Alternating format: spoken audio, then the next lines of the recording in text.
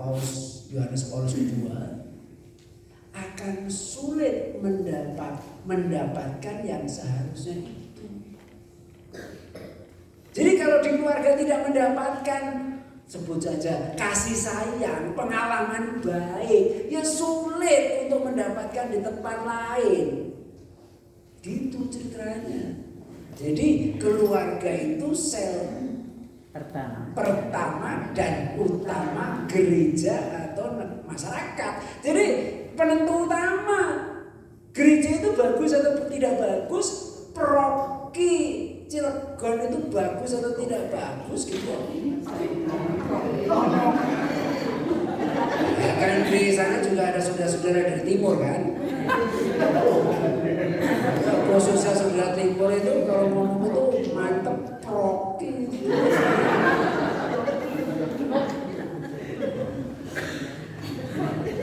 Jadi penentu utamanya gereja mau disebut bagus atau tidak bagus itu ya di situ itu di keluarga itu. Gerejanya, masyarakatnya sama saja. Masyarakat Cilegon itu baik atau tidak baik itu tergantung keluarga-keluarganya. Lah kalau keluarga tadi sudah keracunan atau diracuni, ya sulit untuk membangun masyarakat yang baik itu sulit. Lagi-lagi berarti karena Anda bagian dari keluarga itu, yang bertanggung jawab Anda. Kapok.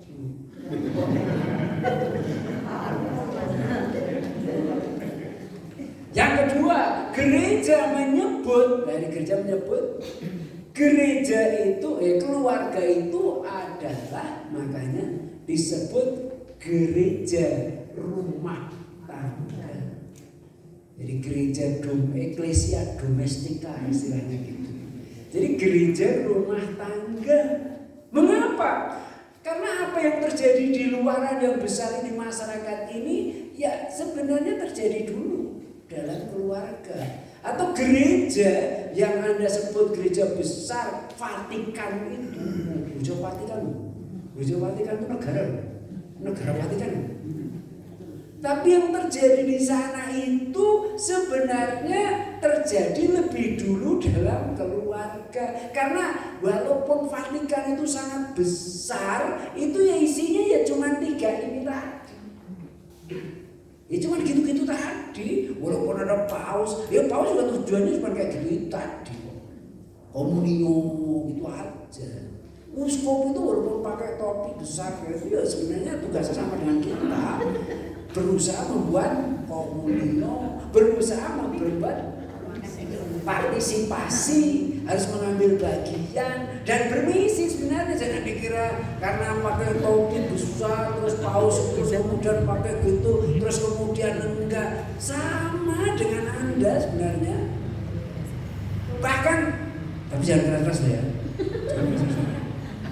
Bahkan yang menentukan mereka masuk surga atau tidak ini 3 itu. Kalau kucing tadi kehilangan 1 di antara 3 itu, ya kalau seandainya kehilangan tuh mereka ya susah lah masuk surganya, susah. Neraka kayaknya sih.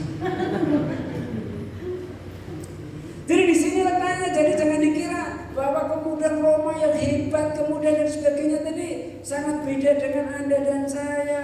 Sarwa keneh, cek sudah lama. Sami mawon. 3 ini sebenarnya, itu kan. Maka tidak usah heran, keluarga merupakan gereja sebenarnya. Gereja yang sesungguhnya itu ya keluarga itu sebenarnya. Orang 1, 2, 3 berkumpul, lah kemudian membentuk komunio, kemudian mereka saling mengambil bagian sesuai dengan kedudukannya, keadaannya, kemudian mereka berwarta. Udah, itulah gereja sebenarnya. Jadi kalau ditanya Cilegon ada gereja banyak, jelas. Selain yang ada di bekas sekolah itu.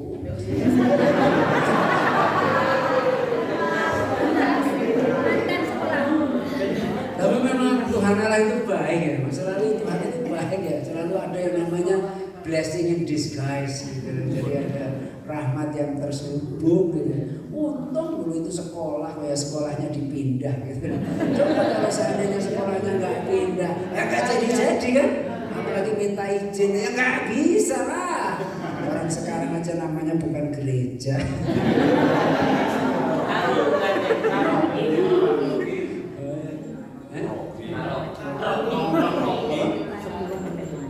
Sepuluh menit lagi ngapain? Makan. Orang tadi cuma cengengesan. Apa itu kan sini? Udah snack gak kebagian.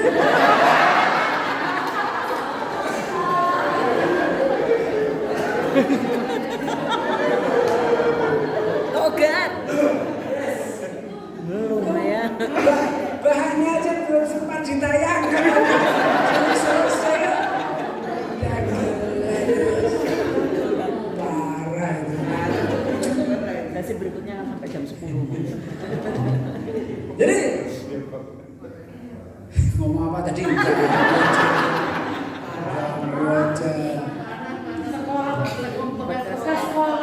Oh ya, jadi bekas tadi maksudnya lagi-lagi jadi tugas keluarga tadi luar biasa ya, karena menjadi gereja rumah tangga. Jadi gereja rumah tangga itu dari sana itu karena apa? Karena di sana juga siapapun yang ada dalam keluarga itu karena baptis itu harus menjadi imam, menjadi raja, menjadi nabi. Itu semua.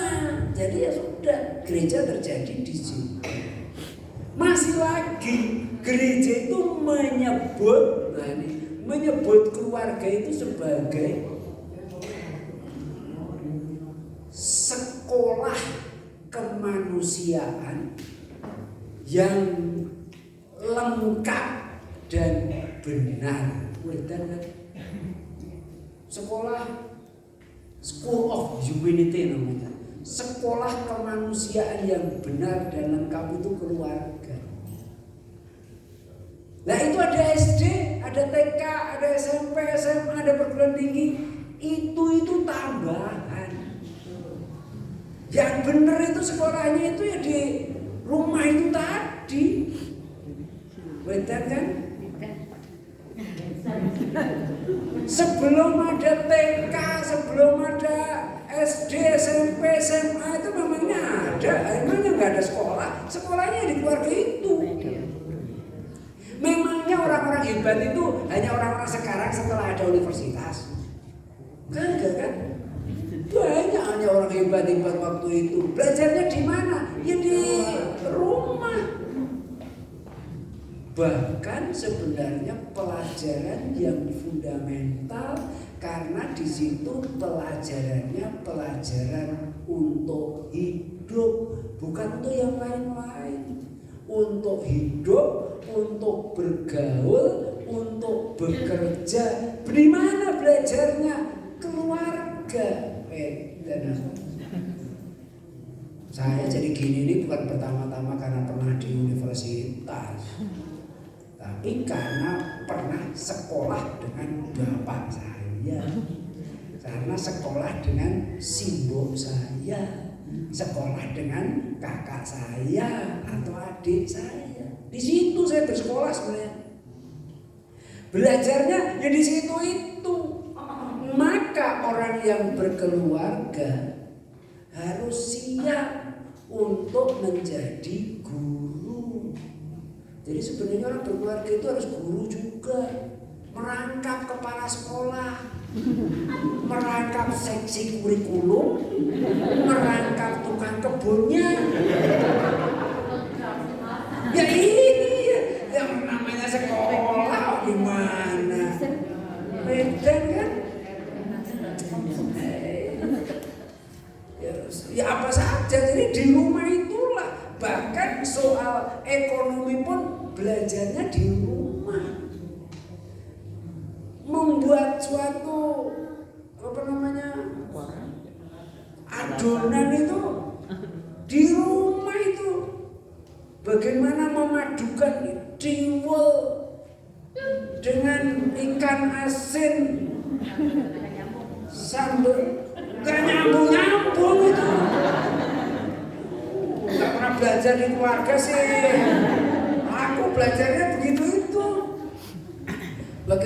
belajar tiwul yang banyak itu dengan ikan asin yang kecil-kecil itu pun dimasukkan ke bara sehingga gosong-gosong dan grepes pinggirnya itu.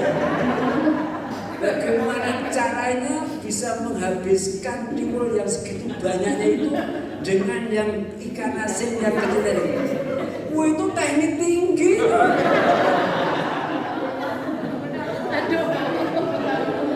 Beneran itu. Ya bahwa waktu itu kepepet ya sih. Cuman kan itu pelajaran tingkat tinggi itu.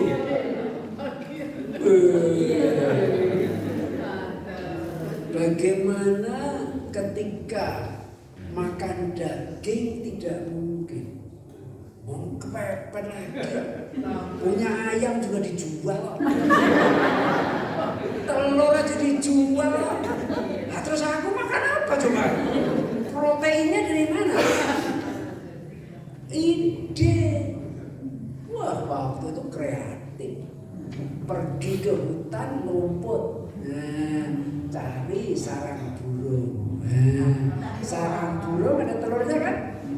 Apa bedanya hanya soal besar dan kecil kan?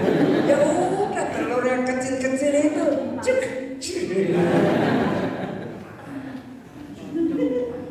Namanya ulat, jangkrik dan belalang. Itulah makanan.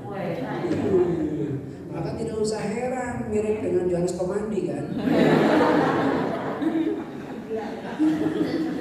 Tapi lebih daripada itu saya akan berkata, maka dulu namanya anaknya cukup banyak, belajar berbagi itu sudah dari dulu. Belajar berbagi, belajar memaafkan, belajar bermain bersama, belajar, ya itu tuh udah dari dulu dalam keluarga itu. Nah sekarang anaknya cuma satu, berbagi sama siapa? Sulit kan? Nah, iya. Apalagi orang tuanya juga nggak mau siap jadi guru lagi. Ya bagaimana siap jadi guru? Orang siap, orang sibuk dengan HP-nya. Mananya sampai terlontar kemana-mana nggak jelas. Semua. Ini sebenarnya saya nonton ini orang-orang ini sebenarnya siap menikah nggak sih? Ya kalau nggak siap jadi nikah ya jadi pastor aja kok. Nggak tanggung jawab. Alasannya menyesal, udah terlanjur.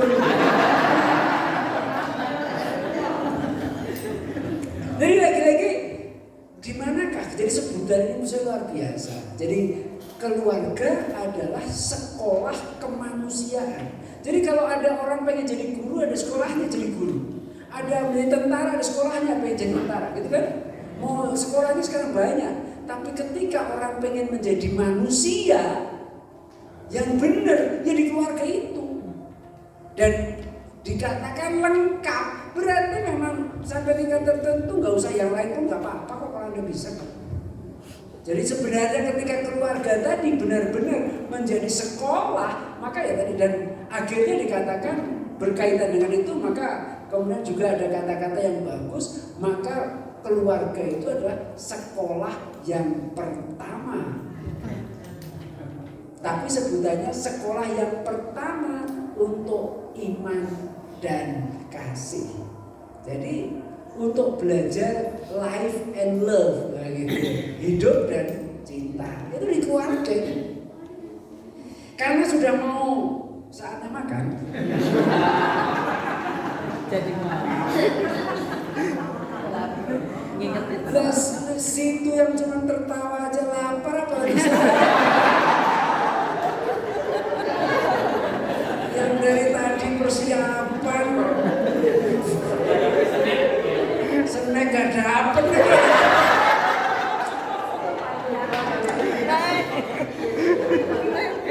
Baru kali ini umat kok begitu tega.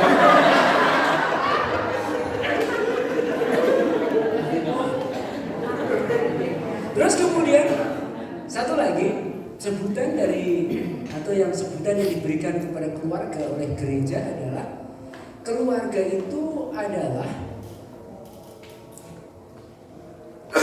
jalan umum pewarisan iman. Jalan umum pewarisan iman. Jalan itu sesuatu yang dilewati atau ditempuh.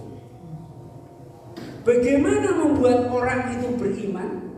Bagaimana membuat anak kecil, anak yang baru lahir, manusia baru itu menjadi beriman? Jalannya ya lewat orang tua.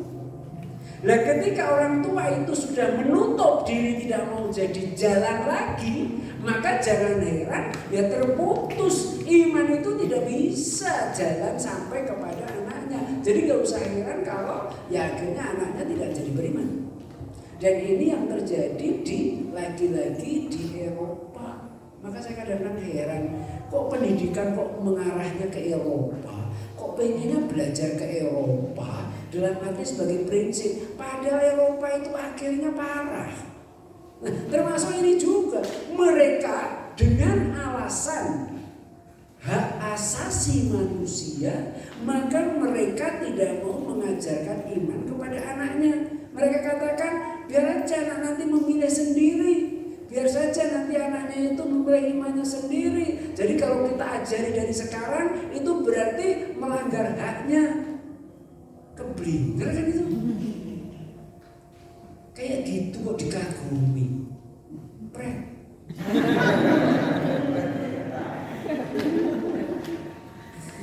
Padahal namanya anak kan harus dididik, bahwa nanti anak itu setelah besar dia punya kebebasan, iya. Tetapi dari anak kecil ya harus dididik dari kecil itu. Maka disinilah supaya tidak terjadi pemampetan, penutupan, sehingga pewarisan itu jalan. Nah di Eropa tidak. Di Eropa mulai kalau seandainya saya punya anak, ya sudah saya tanggung jawab untuk sekolahnya. Tapi itu pun lebih soal biaya. Saya biayai anakku, dia sekolah. Apa yang terjadi di sekolah, urusan anak dengan gurunya. Setelah SMA selesai, dia mau tinggal bersama orang tua juga boleh, mau di apartemen juga boleh. Di apartemen mau tinggal dengan kebun juga boleh, akan dengan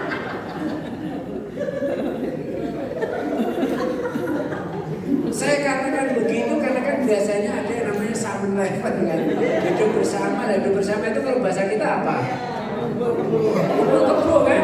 Ya makanya saya bilang mau tinggal bersama juga nggak masalah. Pokoknya saya masih membiayai bahwa anak itu akan apa seperti apa itu urusan dia. Apalagi urusan ke gereja atau tidak. Saya pernah lihat dan memang betul punya pengalaman, ada sudah beberapa tahun yang lalu ada orang Belanda usianya 21 tahun, dia kemudian pergi ke Indonesia, kemudian ya karena kebetulan ada teman yang di Indonesia, kemudian coba-coba dia pergi kebetulan ikut, kemudian lihat gereja terus lihat banyak orang datang ke gereja, dia bengong. Kemudian saya tanya, apakah kamu pernah dibaptis? Dia bilang ya pernah, tapi ya saya tidak pernah tahu, bahwa tidak pernah diajari, tidak pernah disuruh, tidak pernah apa. Kok ada banyak orang yang ke gereja? Dia malah heran. Orang Belanda, dia heran karena memang dia tidak punya iman itu. Iman dari mana? Orang tidak pernah diajari, tidak pernah diperkenalkan. Padahal Santo Paulus bilang iman itu berasal dari yang mendengar. Nah kalau dia tidak pernah mendengar tentang kisah Yesus mau apa? Ya akhirnya bengong gitu. Dan saya dengar katanya setelah pulang ke Belanda berapa minggu kemudian nggak tahu dia pergi kemana, akhirnya hilang sampai sekarang nggak ketemu. Karena memang nggak jelas. Tapi saya yang melihat kasihan sekali orang ini gitu. Nah inilah gereja keluarga merupakan jalan umum. Nah saya katakan jalan itu harus ditempuh. Orang tua itu harus bisa dilewati, harus menjadi jalan yang baik. Kalau saluran ya saluran yang baik, bukan saluran yang mampet. Supaya iman itu bisa mengalir akhirnya sampai kepada anak. Disebut umum itu karena memang pada umumnya begitu. Kebanyakan orang itu beriman lewat keluarga kan, lewat orang tua kan. Disebut umum seperti itu karena memang biasanya lewat keluarga itu, orang tua itu. Akhirnya kepada anaknya. Maka tidak usah heran kalau orang tuanya sendiri juga tidak jelas, ya akhirnya tidak bisa menjadi saluran yang baik, tidak bisa menjadi jalan yang baik. Tetap jalan mungkin, tapi kalau terjal siapa yang mau melewati situ? Kalau sulit lah, contohnya gini aja, kita memperkenalkan Allah itu Bapa yang baik. Sementara di rumahnya yang dialami orang bapakku jahat ya. Bagaimana bisa iman sampai ke situ kan? Oh bunda itu, Bunda Maria apalagi. Oh bunda yang sangat perhatian. Simbokku pekerjaannya marah-marah ya. Nah pokoknya gitu kan. Ibu maksudnya ibu. Saya harus jujur kan, saya kan gak punya ibu. Saya punya simbok. Nah seperti itu. Jalan ini supaya tetap jalan yang baik. Lah kalau bahwa akhirnya nanti anak memilih, wah itu urusan dia setelah dewasa. Tapi ketika dia masih kecil, inilah, dan ini mampet semua sekarang. Jadi orang tua dengan alasan anaknya ini tidak mau mengganggu hak asasinya, maka kemudian betul-betul dia tidak mau menyalurkan iman itu. Pewarisan iman. Jadi jalan umum pewarisan iman. Kebetulan saya guru, ya apa-apa itu harus disimpulkan supaya bisa makan dengan tenang. Tapi sedikit Romo, Apa? kalau saya amatin penyebaran agama Katolik dan Kristen itu kebanyakan orang Belanda, seperti Pandi di Magelang, terus Romo Mangun, terus di Prasasti di Kebun Raya. Itu justru pemiliknya pendeta dari Belanda. Saya lihat sendiri di Magelang ada, makanya di situ ada gereja Kristen itu mungkin menurut pengamatan saya yang paling berjasa itu orang Belanda kebanyakan. Gitu. Ya betul. Jadi untuk Indonesia kebanyakan dari Belanda, untuk yang di Bogor dan untuk yang di katakanlah di daerah situ. Tetapi kalau umpamanya saja di Kalimantan itu cukup banyak orang Itali. Terus kemudian kalau di daerah Flores itu kebanyakan dari Portugis. Jadi memang kebanyakan Barat. Tapi betul itu sebagai sejarah. Jadi kalau saya mau komentar sudah boleh ya.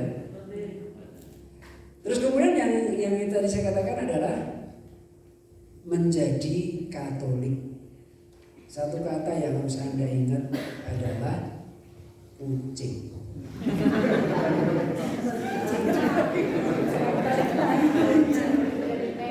Jangan sampai kucing itu kehilangan kucingannya. Karena kita juga bisa kehilangan ya. Ini kehilangan 3 hal tadi itu. Kehilangan kebanggaan sebagai orang Katolik, kehilangan katakanlah naluri untuk berwarta tadi, misi, kehilangan juga kehidupan spiritual sebagai orang Katolik. Jadi ingat kucing saja. Nah, supaya kucing itu tetap kucing, itu belajarnya dalam keluarga. Dan keluarga itu sebutan dari gereja Katolik tadi luar biasa. Keluarga itu sel pertama dan utama dari gereja dan masyarakat. Keluarga itu adalah gereja rumah tangga. Keluarga itu adalah sekolah kemanusiaan yang lengkap dan benar. Dan keluarga itu adalah jalan umum pewarisan iman. Itulah sebutan-sebutan yang disampaikan oleh gereja Katolik untuk menyebut betapa pentingnya keluarga. Dan salah satu yang dapat dipelajari dari keluarga adalah selain iman, hidup, dan tadi itu juga tadi kan saya katakan belajar berbagi itu di keluarga, belajar mengampuni itu di keluarga, bahkan belajar untuk peka dan tahu dan mau mengerti orang lain juga dalam keluarga. Dan berkaitan dengan yang terakhir ini, karena saya melihat wajah Anda sudah kayak Sudah ngantuk, tapi bukan soal ngantuknya sih, kayaknya karena memang sangat gimana gitu ya. Saya harus pengertian. Maka kalau begitu sekarang saya akhiri dan silahkan berdoa untuk makan.